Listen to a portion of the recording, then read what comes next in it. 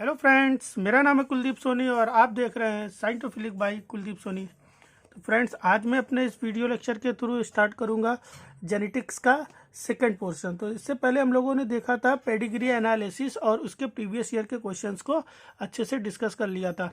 आज हम लोग क्या करेंगे कि कुछ बेसिक्स टर्म्स हैं जेनेटिक्स के, उनको सीखेंगे, क्योंकि जेनेटिक्स में बच्चों को प्रॉब्लम ये होती है क्वेश्चन सॉल्व करने में, क्योंकि उनके जो टर्म्स है या टर्मिनोलॉजी है वो प्रॉपर क्लियर नहीं होती है।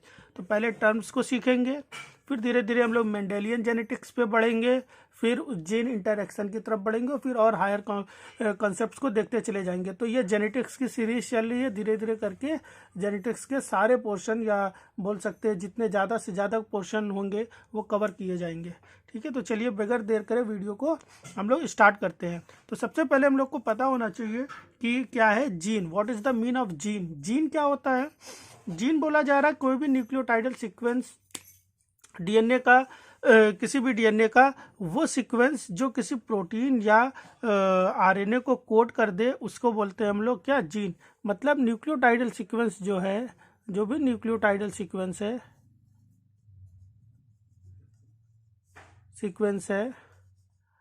अगर वो प्रोटीन को कोड करता है तभी हम लोग उसको जीन कहेंगे। अगर वो प्रोटीन को कोड करता है तभी हम लोग उसको जीन कहेंगे।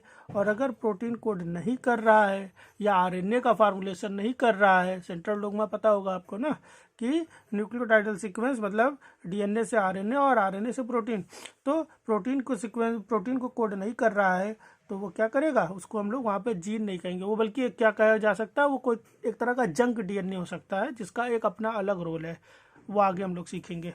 ठीक है, तो बोला जा रहा है कि ये पर्टिकुलर किसी प्रोटीन को इनकोड करेगा। जैसे कि न्यूक्लियोटाइडल सीक्वेंस क्या होते हैं, एजीटीसी होता है, एजीटीसी। इमेजिन करते हैं एजीटीसी, मान लेते हैं, चलिए समझने के लिए और अच्छे से, कि न्यूक्लियोटाइडल सीक्वेंस क्या है, एबीसीडी के फॉर्म में होता है। तो मान लेते हैं कि ये लिखा हुआ है CATNTCUT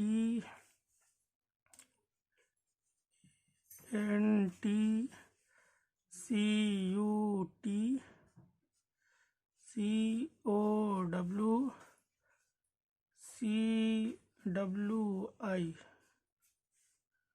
तो CAT आपने सुना, कुछ ना कुछ मन में एक्सप्रेशन आया, कैट के बारे में बात हो रही है, चीटी के बारे में बात हो रही है, कट, काऊ। लेकिन CWI कोई भी इंफॉर्मेशन प्ले नहीं कर पा रहा है। तो ये क्या आप बोल सकते हो कि ये एक्सप्रेस नहीं होगा, तो ये जीन का पोर्शन नहीं हुआ।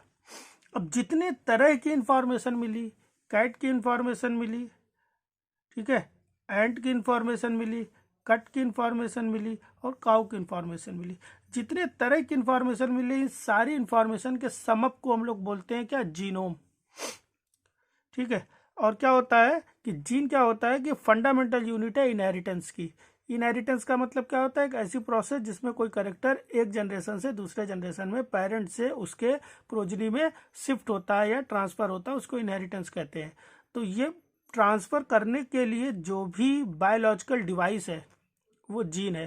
तो जीन को एक तरह से और डिफाइन कर सकते हैं कि gene is the biological device responsible for the transmission of या inheritance of particular character from one generation to another generation, particular trait बोल सकते हो। ठीक है, और जीनोम मैंने क्या बताया, सारे जीन्स के एक्सप्रेशन को या इंफॉर्मेशन के समअप को हम लोग बोल सकते हैं क्या, जीनोम।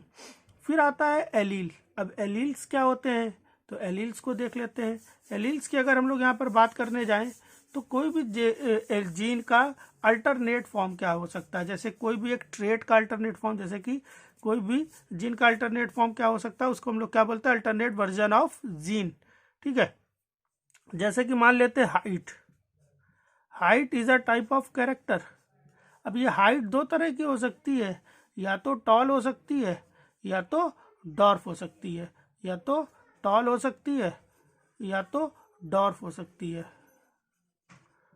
तो अगर टॉल होगी तो वहां पर या तो कैपिटल टी हमेशा से पढ़ते आ रहे हो, या तो कैपिटल टी स्मॉल टी होगी, और डॉर्फ होगा तो स्मॉल टी होगी। तो ओवरऑल यहाँ पर हाइट को दो तरह से जीन एक्सप्रेस कर सकते हैं, ये तो कैपिटल टी एक्सप्रेस कर रहा है या तो स्मॉल टी एक्सप्रेस कर रहा है। तो ये जो दो अल्टरनेट फॉर्म हो गए, इसको हम लोग बोलते हैं एलील्स।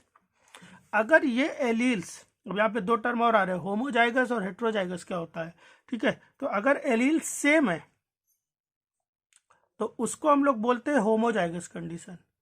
अगर एलील सेम है, यहाँ पर भी सेम है, स्मॉल टी है, तो इसको हम लोग बोलते हैं होमोजाइगस कंडीशन।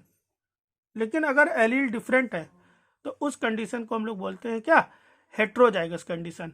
उस कंडीशन को हम लोग क्या बोलते हैं भैया, हेट्रोजाइगस कंडीशन बोलते हैं। चलिए, तो इस तरह से ये वाला सेक्शन भी कंप्लीट हुआ। फिर अब हम लोग आते हैं क्रोमोसोम क्या होता है, what is the mean of chromosome. तो क्रोमोसोम्स क्या होते हैं, क्रोमोसोम्स कुछ थ्रेड लाइक स्ट्रक्चर्स होते हैं जो न्यूक्लियस के अंदर पाए जाते हैं, जो डीएनए और प्रोटीन से मिलकर के बनते हैं। डीएनए तो हो गया डीऑक्सीराइबोन्यूक्लिक एसिड, और प्रोटीन क्या हो सकती है, यहाँ पर डीएनए से बन के बनता है और प्रोटीन से मिलके बनता है। तो प्रोटीन यहाँ पर दो तरह की हो सकती हैं। एक प्रोटीन हो सकती है आपकी हिस्टोन प्रोटीन, और दूसरी प्रोटीन आपकी हो सकती है नॉन हिस्टोन प्रोटीन। तो ये दो प्रोटीन से मिलके बनती है, ठीक है। अब क्रोमोसोम्स अलग अलग तरह के होते हैं। जैसे ह्यूमन के केस में क्या है, क्रोमोसोम्स 23 टाइप्स के हैं, और टोटल क्रोमोसोम्स कितने हैं, 46 हैं, ठीक है, पर्टिकुलर न्यूक्लियस के अंदर। तो 46 क्रोमोसोम है, और कितने टाइप के हैं, 23 टाइप के हैं। तो जितने टाइप के होते हैं उस पर्टिकुलर एक सेट को हम लोग बोलते हैं हैप्लॉइड सेट। क्या बोलते हैं, हैप्लॉइड सेट। तो हैप्लॉइड सेट का मतलब क्या हो गया कि एक कंप्लीट सेट ऑफ क्रोमोसोम को हम लोग बोल रहे हैं हैप्लॉइड क्रोमोसोम। अगर वही सेट दो हो जाए तो दो हो जाए तो उसको बोलेंगे डिप्लॉइड, अगर तीन हो जाए तो इसको बोलेंगे ट्रिप्लॉइड। जैसे इमेजिन कर सकते हैं, मान लेते हैं कि कहीं पर किसी भी बॉक्स में ये 3 कलर के पेन है, ठीक है, 5 ये हैं, 5 ये हैं, 5 ये हैं, ठीक है, मतलब 5 ब्लैक है, 5 रेड है और 5 ब्लू है, ठीक है। अब हम लोग के पास कुल कितने तरह के पेन है, तरह के पेन अगर पूछा जाए तो 3 ही तरह के पेन है। कौन कौन से है, ब्लैक, रेड और ब्लू, ठीक है। और इनका एक कंप्लीट सेट क्या कहलाया जाएगा, इनका एक कंप्लीट सेट कहलाया जाएगा हैप्लॉइड। अगर ऐसे ही हम लोग दूसरा सेट भी ले आते हैं तो उसको डिप्लॉइड, अगर ऐसे ही तीसरा सेट आता है तो उसको ट्रिप्लॉइड कहेंगे, ऐसे चौथा आता है तो टेट्रापोलाइड कहेंगे। तो इस तरह से पोलाइडी कंडीशन चेंज होती जाती है। तो एक कंप्लीट सेट ऑफ क्रोमोसोम को हम लोग बोलते हैं हैप्लॉइड। ह्यूमन में क्या है, 23 टाइप्स के क्रोमोसोम्स है, और सारे क्रोमोसोम्स के दो सेट हैं, ठीक है। तो दो है, बोल सकते हो हर क्रोमोसोम दो है। तो ओवरऑल कितने सेट हो गए, 2 सेट हो गए। तो बोल सकते हो डिप्लॉइड कंडीशन से हो रही है, ठीक है। जैसे कि जो गेहूं है उसमें 6 सेट्स होते हैं, हेक्सापोलाइड हो रहा है, ठीक है। तो ये अलग अलग कंडीशंस अलग अलग प्लांट या एनिमल्स तक वेरी कर सकती है, ठीक है। Made up of DNA and protein, protein और डीएनए से मिलके बनती हैं। तो क्यों इससे मिलके बनता है, क्योंकि डीएनए जो होता है वो निगेटिवली चार्ज होता है, यहाँ पर निगेटिव चार्ज होता है। फास्फोरिक एसिड जो होता है या फास्फेट ग्रुप जो होता है वो निगेटिव चार्ज प्रोवाइड कराता है। जबकि प्रोटीन क्या होते हैं, प्रोटीन हिस्टोन और नॉन हिस्टोन प्रोटीन होते हैं, और इनका काम होता है पॉजिटिव चार्ज प्रोवाइड कराना। ये पॉजिटिव चार्ज जनरली लाइसिन और आर्जिनिन के थ्रू आते हैं, लाइसिन और आर्जिनिन के थ्रू ये चार्ज प्रोवाइड कराए जाते हैं, ठीक है। तो लाइसिन, या सिंगल लेटर एक्सप्रेशन भी लिख सकते हो, लाइसिन और आर्जिनिन के थ्रू ये चार्ज प्रोवाइड कराए जाते हैं। कौन से चार्ज, पॉजिटिव चार्ज। आर्जिनिन मतलब आर और लाइसिन मतलब के, ठीक है। ये 2 मेन है, और भी हो सकते हैं लेकिन ये 2 मेन है ना। हिस्टिडीन भी हो सकता है लेकिन वो कोर में होता है ज़्यादातर। तो ये 2 चार्ज, अब ये पॉजिटिव निगेटिव इंटरेक्शन होता है जिससे क्या बनता है, कॉम्प्लेक्स थ्रेड लाइक स्ट्रक्चर बनता है, और जिसको हम लोग कहते हैं क्रोमोसोम, ठीक है। अब क्रोमोसोम में भी 2 टर्म आते हैं, एक होमोलॉगस कंडीशन आती है, एक होमोजाइगस कंडीशन आती है, ठीक है। तो होमोलॉगस कंडीशन और होमोजाइगस। तो होमोजाइगस तो हमने बता दिया आपको क्या होता है। होमोजाइगस कंडीशन क्या होती है, जब दोनों एलील सेम हो। अब लॉगस का मतलब क्या होता है, लॉगस टर्म आया लोकाई से, लोकेशन से, ठीक है। अब समझ लेते हैं, मान लेते हैं कोई एक क्रोमोसोम है, मान लेते हैं क्रोमोसोम नंबर, इसको कुछ भी देते थे, क्रोमोसोम नंबर 1 है, ठीक है। और इसके 2 पार्ट है या 2 सेट है। एक क्रोमोसोम सेट हो गया जिसमें यहाँ पर क्या दिया हुआ है, ए है, ठीक है, स्मॉल ए है, इधर भी स्मॉल ए है, कि स्मॉल बी है, स्मॉल बी है, स्मॉल सी है, स्मॉल सी है, कैपिटल डी है, स्मॉल डी है, कैपिटल ई है, स्मॉल कैपिटल ई है, ठीक है। ओवरऑल होमोलॉगस क्रोमोसोम हुए क्या, होमोलॉगस क्रोमोसोम वो होते हैं जहाँ पे क्रोमोसोम की लेंथ और उनके जीन्स, उन पर जीन्स का अरेंजमेंट सेम पैटर्न में हो, ठीक है, एलील्स डिफर कर सकते हैं, लेकिन जीन्स का पैटर्न सेम मैनर में हो तो उसको हम लोग बोलते हैं होमोलॉगस कंडीशन। तो अगर लेंथ सेम हो जाएगी, जीन्स का पैटर्न का अरेंजमेंट का पैटर्न भी सेम हो जाएगा, तो वो क्रोमोसोम भी सेम कहला जाएंगे। ठीक है, तो यहाँ पर ये दोनों आपस में क्या है, होमोलॉगस पेयर बनाए हुए हैं। ऐसा पेयर बनाए हुए हैं, होमोलॉगस पेयर बनाए हुए हैं। लेकिन अगर इन दोनों की आपस में बात करी जाए, अब ये दूसरा क्रोमोसोम है, यहाँ पे WYXZ जो भी है, WYXZ, तो इन दोनों का अगर देखा जाए तो ये अपने आप में एक होमोलॉगस पेयर है।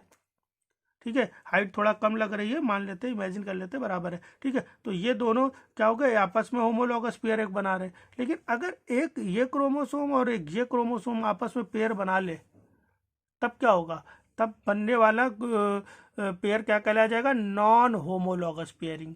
नॉन होमोलॉगस पेयरिंग का मतलब क्या है, दो अलग अलग टाइप के क्रोमोसोम्स आपस में पेयर बना रहे हैं। तो इस तरह से हम लोगों ने कई सारे टर्म्स को सीख लिए हैं।